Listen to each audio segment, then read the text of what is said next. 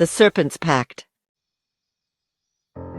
In the village of Kalisha, nestled at the edge of an ancient jungle and bordering the sacred lake Varnatal, life followed the rhythms of water.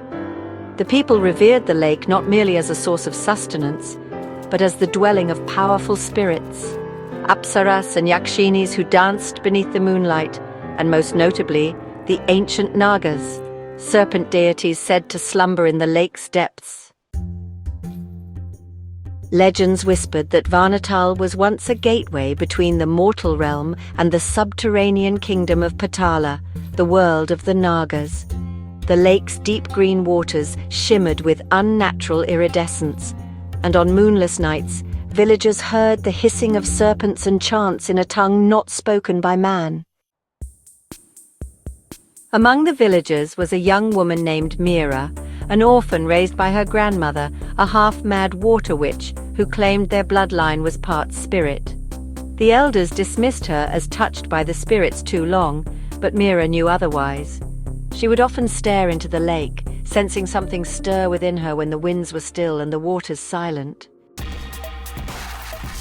The ancient agreement forged in secrecy bound the realms of water and earth. It was a pact of balance, a covenant of harmony between the spirits of the land and the guardians of the deep.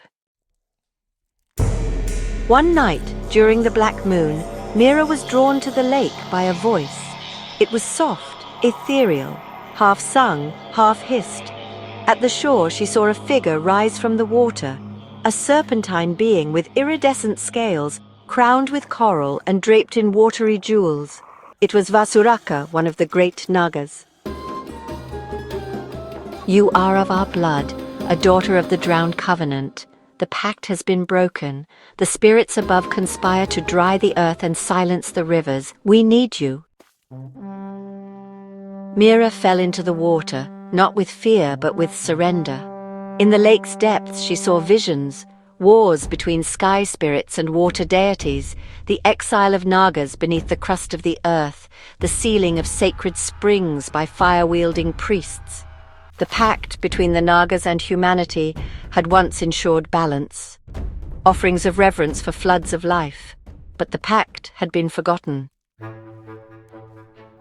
Varnatal offered her a choice to become the priestess of the Serpent Pact, the Jaladakanya, and reawaken the waters, or to return to her mortal life and watch the rivers wither. She accepted. In the wake of the battle, silence fell over the land.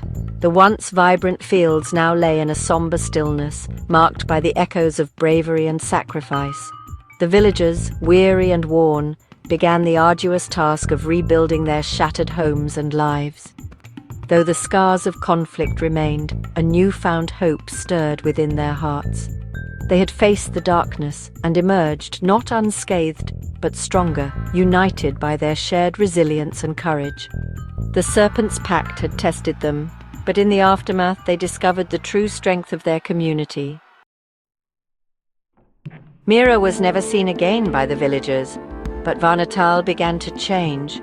Storms would roll in without warning. Crops flourished unnaturally. The lake glowed at night with a blue-green light. Fishermen reported seeing golden-eyed women swimming far below, singing dirges that made men weep. Some say Mira rules now beneath the lake as a bridge between the drowned and the breathing. Others believe the Nagas are rising again, reclaiming the waters that once belonged to them. And deep in the jungle, if one listens during the monsoon, one might still hear the chant of the old water witch.